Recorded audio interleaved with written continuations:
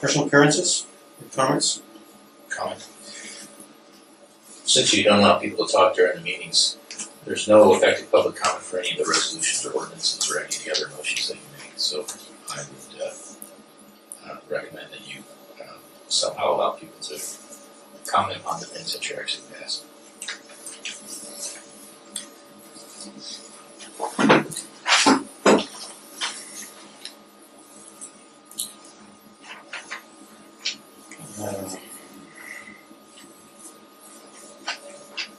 Right.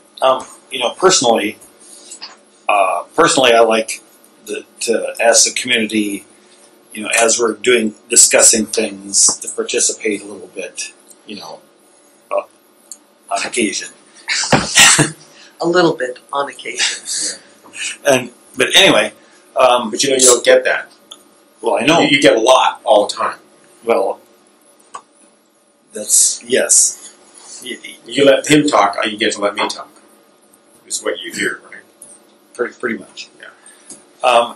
So would it make sense to have personal appearances at the end so people can comment on what you've done in the meeting? Would that benefit our decision making for that meeting? Our decision making would have been already done by the time they get to talk, and then they can respond to our decision. Right. So I mean, how does that benefit the board? That doesn't. I don't think that'd be useful to the board if they talk afterward. If they just want to, you know, either get angry, they're not going to comment and say, "Oh, thank you very often." It's usually, "Why'd you do this?" So that doesn't do anything other than create animosity. If there's another time that you want to allow them to give us information, I can live with that. But you know, when the planning commission and the fire, we allow them to speak up front, knowing what the agenda was, and then we just took notes. And then, as we're going through it, we can ask questions. That's always been in any committee I've ever had. If we need further information, like from Donnie, there's nothing wrong with us asking Donnie. But what we don't want is Donnie participating in our decision-making process. Well, you could limit the. Just like this. Just like that. Just like that. Well, I know when I were at the sewer district meetings, we limited comments to 5 minutes per person, not to exceed 5 minutes, Right. because there were some people that went on diatribes, and it was like, you know, a half hour. Yeah, we haven't had that. Yes, we have. Well, occasionally, but not very often. That people go on and on and Okay, on. occasionally. But We had one guy 35 minutes. what was that? Mr. Porter. Porter. Oh yeah. Well, But you I know, cut him off.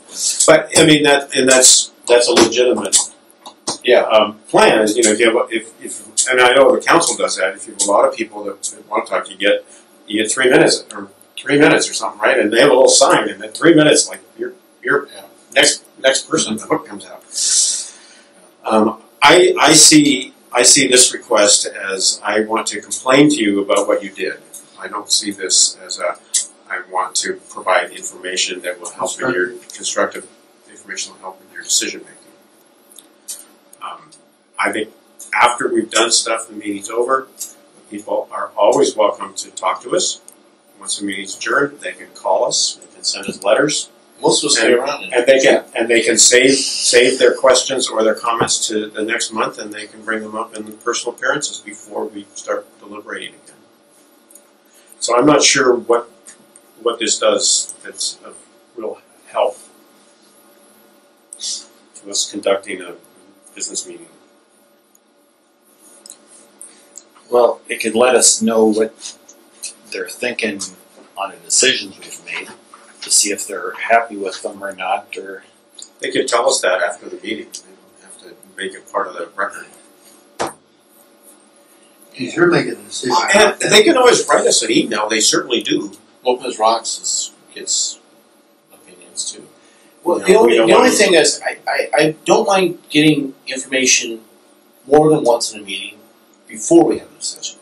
But after we go into deliberation, then it's useless for them to tell us they're happy with our decision or unhappy with our decision. We've made our decision based on what's good for the community, not what's good for that person. Well, then should they participate in the deliberation? Well, that'd be illegal, no, because we're the elected people to make the decisions. Yeah, but we can hear their opinions. That's what before we start, yeah, but not during the process. Once you go into deliberation, then that's your elected official's responsibility to make that decision among yourselves. They're not part of the decision making. It's just us. Just the elected official. Well, we should listen to the public. Yeah, We do, that's why we have this personal right. appearances section every month. But- They can tell us whatever they want.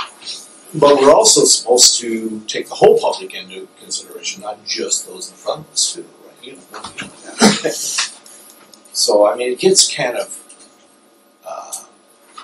complicated, you know, especially when you get a public that disagrees with the direction you're going.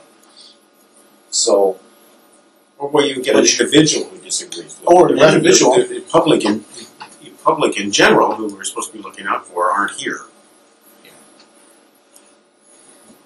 I don't know. I can be comfortable with more opportunities, but after we make a decision, I think that's a mistake.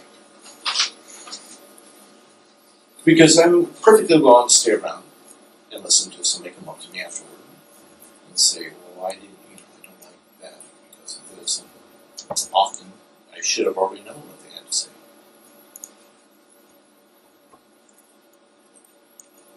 Well, I don't know. We can have more discussion on this.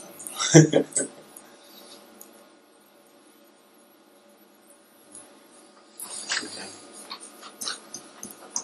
I think if we get too many people involved, it's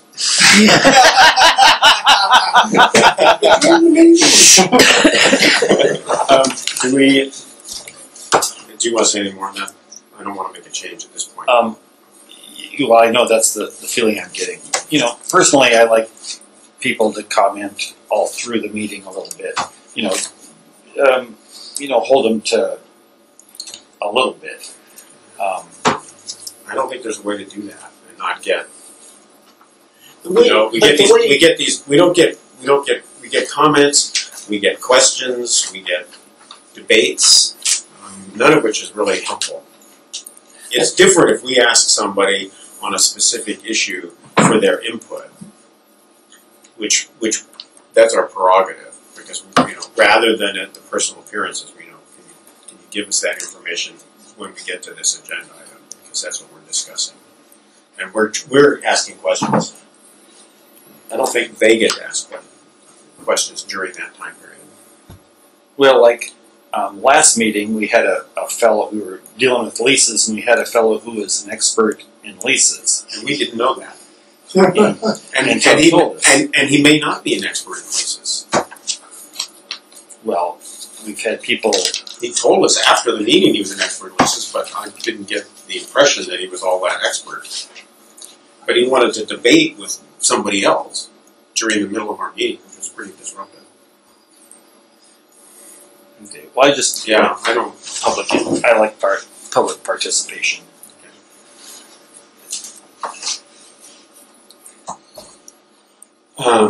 So it's basically it's up to the chairman. And Right. We've put you in that position, and you have to live with Yeah. that.